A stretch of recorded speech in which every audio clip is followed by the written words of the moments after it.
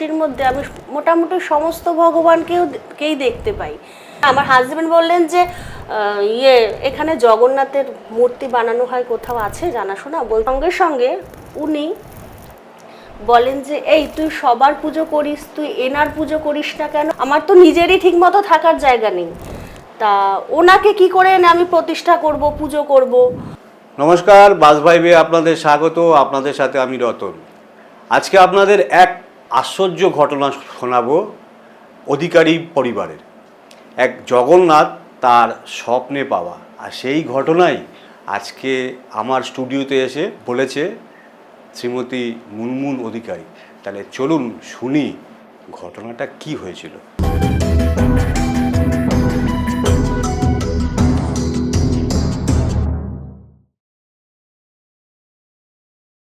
মুনমুন, তোমাকে আমাদের চ্যানেলে স্বাগত। নমস্কার। তোমার বাড়ি জগন্নাথ 2022 সালে তুমি যখন প্রতিষ্ঠা করেছিলে, তখন সেই জগন্নাথ প্রতিষ্ঠার একটা আশ্চর্য ঘটনা তোমার সাথে ঘটে। তখন আমাকে তুমি অফ দ্য ক্যামেরা এই ঘটনাটা তোমার বাড়িতে বসে আমাকে তুমি বলো আর কি। তো আমি তোমার থেকে ছোট করে শুনেছিলাম। তখন তোমাকে আমি বলি যে তুমি তাহলে আমার চ্যানেলে একদিন আসো, এসে তুমি ঘটনাটা যদি বলতে পারো খুব ভালো হয়। যাই হোক, তুমি রাজি হয়েছো, এটা আমার সৌভাগ্য। তুমি পুরো ঘটনাটা বিস্তারিত আমাদের দর্শককে তোমার বলো। নমস্কার, আমি মুনমুন অধিকারী। 2022 সালে ডিসেম্বর মাস, তখন রাত্রে হঠাৎ একদিন আমি স্বপ্ন দেখি যে কোনো এক মেঠো পথ দিয়ে আমি হেঁটে যাচ্ছি এবং যাওয়ার পথে আকাশের দিকে তাকাই, সেখানে একটা আলোক রশ্মি পড়ে। সেই রশ্মির মধ্যে আমি মোটামুটি সমস্ত ভগবানকেই দেখতে পাই। তার মধ্যে শিব আছেন, লক্ষ্মী আছে, গণেশ আছে, লোকনাথ বাবা ছিলেন, সবাইকেই আমি দেখতে পাই। তারপরে একটা কুঁড়ে ঘরের দিকে আমার নজর পড়ে, সেইখানে আমি এগিয়ে যাই। তা দেখে গিয়ে সারদা মায়ের উনি বসে আছেন। মানে তুমি যেটা স্বপ্নে দেখছো? স্বপ্নে দেখছি, পুরোটাই স্বপ্নে দেখছি যে উনি বারান্দায় পা মেলে বসে আছেন। তা গিয়ে আমি ওনাকে প্রণাম করি। প্রণাম করার সঙ্গে সঙ্গে উনি বলেন যে এই তুই সবার পুজো করিস, তুই এনার পুজো করিস না কেন? বলে বাঁ হাত দিয়ে পেছন থেকে একটা জগন্নাথের মূর্তি আমার দিকে এগিয়ে দেন। আমি দুহাত এগিয়ে নিই ওনাকে এবং মা শারদাকে প্রণামও করি।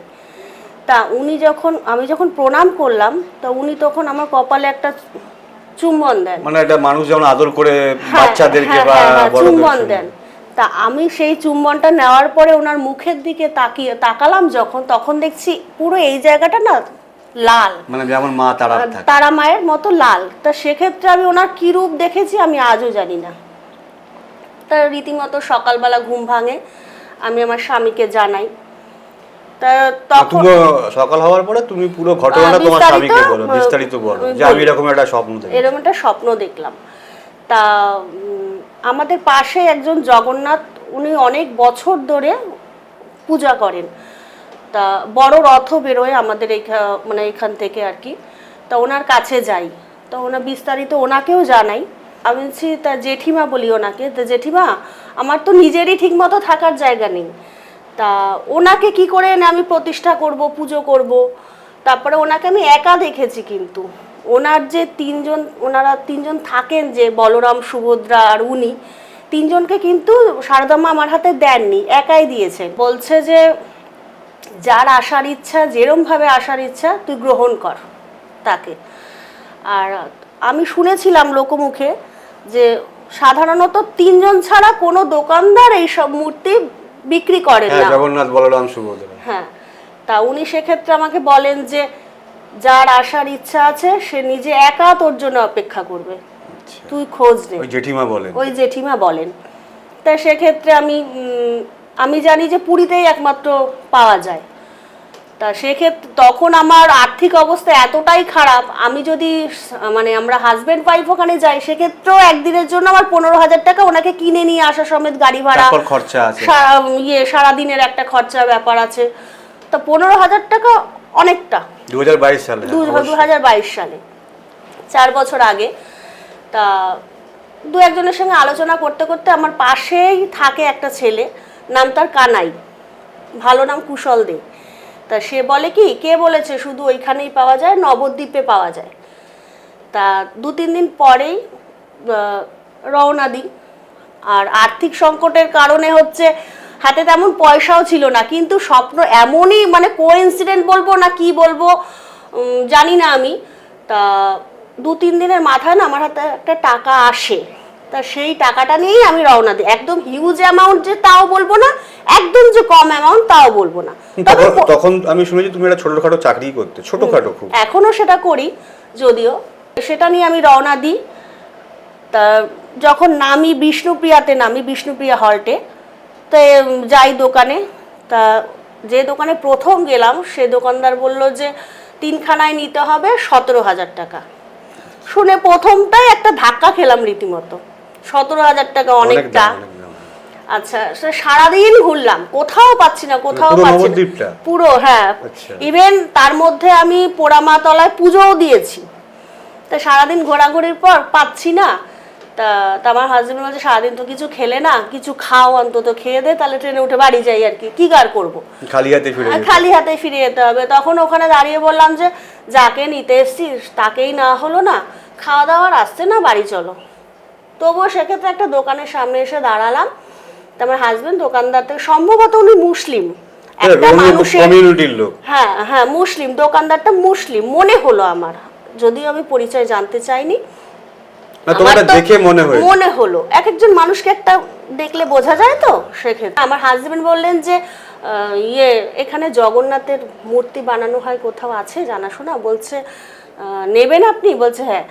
তা বলছে আমার দোকানের পেছন দিয়ে দেখুন একটা ঢালাই রাস্তা গেছে, ওই রাস্তাটা ধরে যান, গিয়ে বলবেন শিবের বাড়ি যাব। শিবের বাড়ি? তা আমার হাজবেন্ড আর কি চলে, বলছে শিবের বাড়ি তো কৈলাসে। বলছে যান না দাদা, আশা করি পাবে। তা যথারীতি গেলাম।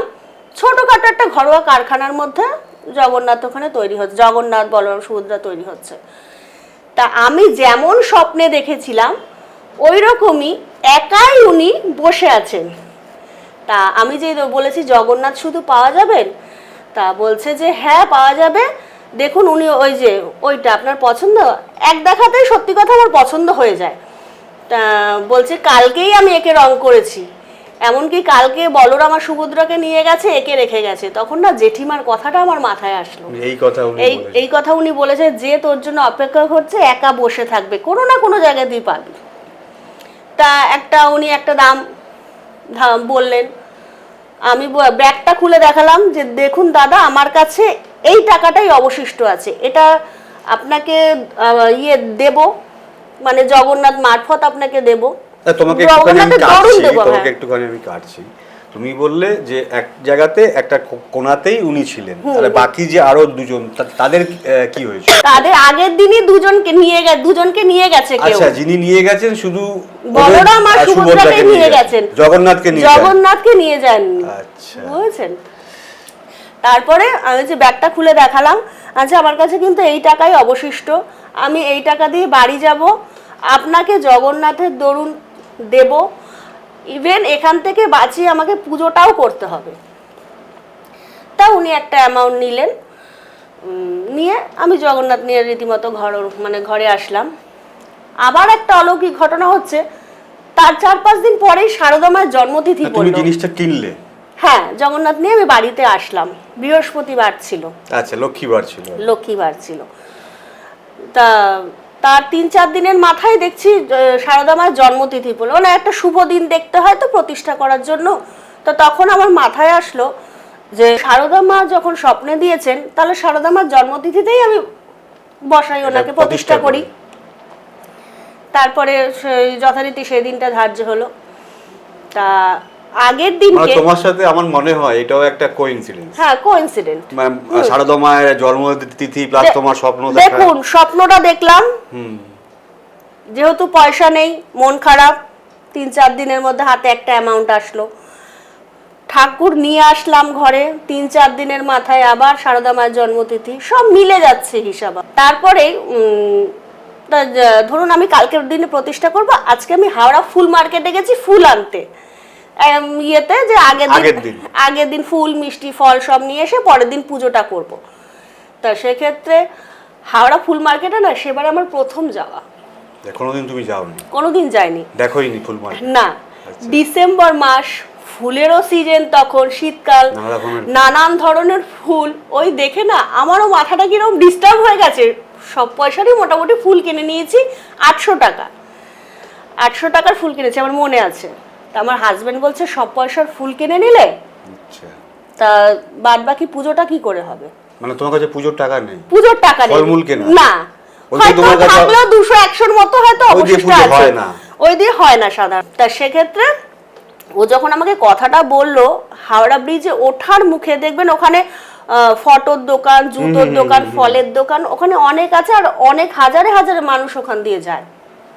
সেক্ষেত্রে ওর কথাটা শোনার পরে মুখটা ঘুরিয়েছি, দেখছি একটা 500 টাকার নোট কোনে দুমড়ানো মুচড়ানো মাটিতে পড়ে আছে।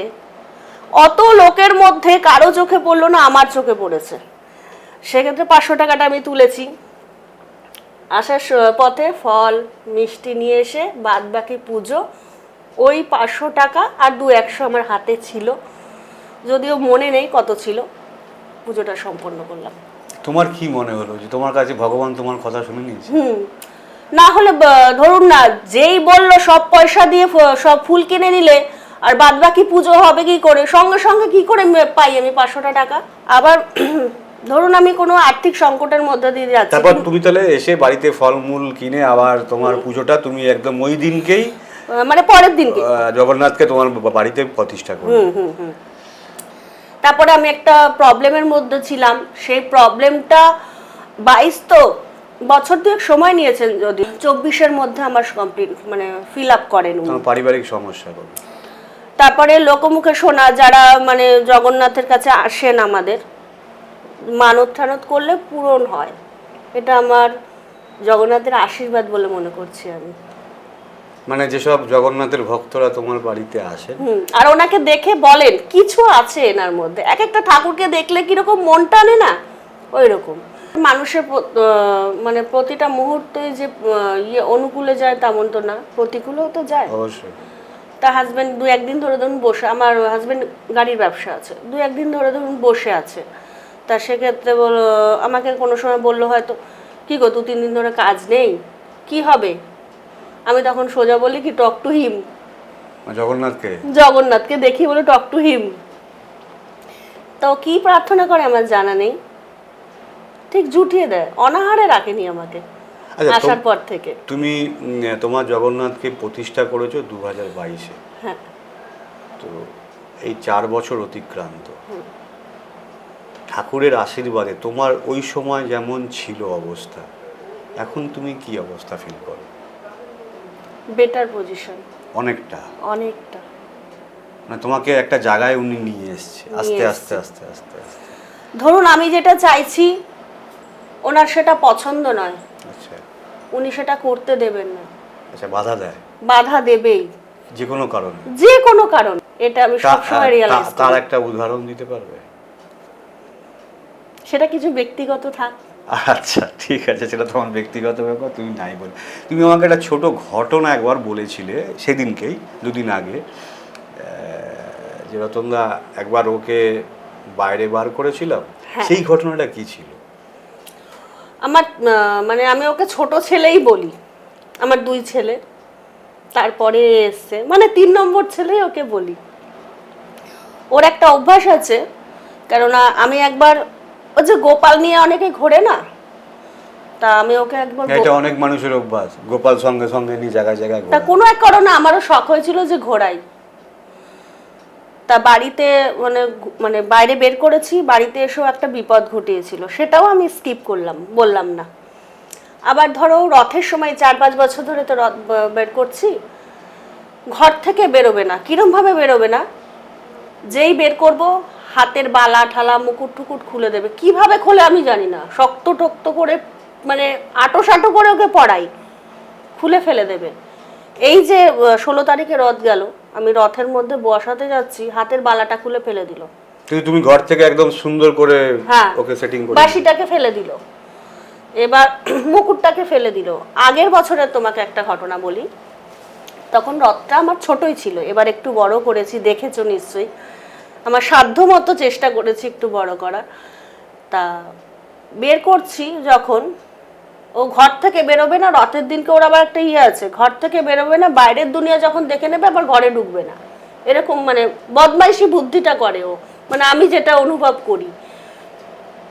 সেই যেই বের করেছি না, হাতের বালা ঠালা খুলে দিল, মুকুট টুকুট খুলে দিল, রথ যত এগোচ্ছে চাকা ফাঁকা খুলে দিচ্ছে, রীতিমতো হাতুড়ি নিয়ে ঘুরছি, চাকাতে মানে চাকাটা ঠিক করছি, কিছুটা এগোচ্ছে আবার খুলে দিচ্ছে, মুকুটটাকে ফেলে দিচ্ছে, বারবার রথের ভেতরেই ফেলছে। তা আমি বলছি, ছেলে এবার যদি ফেলো না তোমার পিঠের চামড়া তুলবো। এই কথা বলেছো? বলেছি। তারপরেও ফেলেছে, ইভেন রথের থেকে বাইরে ফেলেছে, কিন্তু আমাকে দেখিয়েছে যে আমি বাইরে ফেলেছি। আচ্ছা আচ্ছা আচ্ছা। আবার তুলে আনছি, তোকে আর পড়তেই হবে না, থাক। তা একটা রথ এগোচ্ছে, আমি বলছি ওইটুকু যাবো, গিয়ে আবার রিটার্ন আসবো। ও রথটা নিয়ে ওইটুকুই গেল, ওই ছোট রথ, বড় বড় মানুষের কিন্তু রথটা নিয়ে এগোনো কোনো ব্যাপার না, কিন্তু এক চুলো তারপরে ওকে নড়ানো যায়নি। ঘোরালাম, সন্ধে না মানে সন্ধে হবে তার আগেও ঘরে ঢোকা চাই, মানে বাধ্যের ছেলে সেক্ষেত্রে আমার। আমি এবারে শুনেছি পুরীতে হয়েছে, সুভদ্রা আর বলরাম আগে ঢুকে গেছে, জগন্নাথ কিন্তু দাঁড়িয়েছিলেন, 9টা সাড়ে 9টা মিনিমাম বেজেছে ঢুকতে, কিন্তু আমার ছেলে সন্ধ্যাবেলা ঘরে ঢুকে গেছে। একদম বাধ্য ছেলে সেক্ষেত্রে কিছু কিছু জিনিস ফিলিং করতে পারি, মানে উঠতে বসতে খেতে শুতে 24 ঘন্টার মধ্যে হয়তো 2400 বার ওর কথা মনের মধ্যে ঘোরে আমার। কেন ঘোরে, কি জন্য ঘোরে, রাত্রিবেলা ঘুম ভেঙে গেলেও মনে হয় যে কি করছে, একটু উকি মেরে দেখি আমি। তোমার বাড়িতে তোমার মা আছেন, তোমার মাও, আমি তোমার বাড়িতে অনেক দিন ধরেই যাই, কিন্তু এই ঘটনা জানতাম না। তোমার মা একদিন আমাকে বলছিলেন এই ঘটনা, তুমি যে ঘটনাটা বললে, তো তোমার মা একদিন আমাকে বলছিলেন যে বাংলা ভাষায়, আমি যখন রাতে ঘুমায় থাকি মাঝে মধ্যে মনে হয় যেন আমার খাটের পাশে কেউ দাঁড়ায় থাকে। তো এইটা কি সত্যি? আমার যখন ছোট ছেলেটা হয় তখন কিন্তু উনি আসেননি, তা মা স্বপ্ন দেখে যে মানে মাথার সামনে শ্রীকৃষ্ণর একটা অবয়ব যাকে বলে দাঁড়িয়ে বলছে তোদের বাড়িতে একটা বাচ্চা হবে। আমার কিন্তু বড় ছেলের সঙ্গে ছোট ছেলে 14 বছরের ডিফারেন্স, আমরা এক্সপেক্ট করিনি 14 বছর পরে। সত্যি তার দিন দশেকের মধ্যে আমার প্রেগন্যান্সি ধরা পড়ে। তারপর মানে এটা ভগবানের লীলা খেলা। আর ব্যক্তিগত জীবন থেকে যদি বলো, আমি কোনোদিনও শ্রীকৃষ্ণকে পছন্দ করতাম না। কেন? মনে হতো কি ওর নিজের মা বাবার কাছে মানুষ হতে পারেনি, কারাগারে জন্ম, নিজের ভালোবাসার মানে কি বলবো, নিজের বাবা মায়ের ভালোবাসা পায়নি, নিজের বাবা মায়ের ভালোবাসা পায়নি, নিজের ভালোবাসাও ঠিক মতো পায়নি, মানে রাধা রানীর কথা বলতে চাইছি। বুঝতে পেরেছি। সেক্ষেত্রে আমি পছন্দ করতাম না, হয়তো ওই রূপটা ছেড়ে জগন্নাথ রূপে তাই জন্য আমার কাছে এসছে, সেটা উনিই জানেন। দর্শকরা, ওর বাড়িতে আমি বহু বছর ধরে যাই, ও আমার বাড়ি থেকে অনেকটু কাছেই থাকে, বেশি না, 1-1.5 মিনিটের হাঁটা পথ আর কি। তো আমি ওর কাছে এই ঘটনা 2 দিন আগে শুনি। আমি ওর বাড়িতে যেতাম, ওর জগন্নাথ উৎসবে আমি খেয়েছি ওর বাড়িতে, সুন্দর ভোগ হয় বা যত ফল টল যাই হোক, যেমন বেশ ওখানে গেলে আনন্দ হয় আমাদের সাথে। আমার স্ত্রীও যায়, আমার ভারত ট্যুর ব্লগে দেখবেন আমার স্ত্রী আমার সাথে থাকে। তো ঘটনাটা আমার খুব শুনতে ওর কাছ থেকে ভালো লেগেছিল। আর বাস্তব ঘটনা মানে দেখুন, স্বপ্নকে তো আমি বাস্তব করতে পারবো না, তো ওর দেখা স্বপ্ন সেটা আজ ওর জীবনে আশা করি উনি শ্রীকৃষ্ণ ভগবান ওর ভালো করেছে। তো আগামী দিনে উনি আরও ওনার সাথেই থাকবে বা ওর পরিবারের সাথেই থাকবে। ইনিও একজন আছেন সঙ্গে, এখানেই বসে আছেন। তো যাই হোক মুনমুন, তোমাকে অশেষ ধন্যবাদ। আর তোমার কাছে আগামী দিন যদি আরও কোনো ঘটনা এরকম তোমার উপলব্ধি করো যে আমার সাথে এরকম আরও কিছু ঘটনা ঘটছে, আমি আবার আরেকটা ঘটনা বলি, মনে পড়লো ঘটনার কথা। আমার এই ছেলে আমি শখ করে না, মানে যখন প্রথম এসেছিল ভারী ভারী জামা কাপড় কিনে নিয়ে আসতাম ওর জন্য। ও কিন্তু এই ভারী জামা কাপড় পরা পছন্দ করে না। কি করতো? ওগুলো খুলে ফেলবে, কিভাবে খুলে আমি জানি না। তুমি ওগুলো তো সেটা রীতিমতো বুঝতেও পারো না? না, পছন্দ না ওইসব। এখন তাই জন্য আমি হালকা পাতলা জামা কিনি ওর জন্য। সেটাকে আবার ধরো আমি দীক্ষিত নই, কোনো না কোনো কারণে দীক্ষা নেওয়াটা আমার বাধা পড়েই পড়ে। তা সেক্ষেত্রে দীক্ষিত মানুষকে দিয়ে তো ভোগের রান্না করাতে হয়।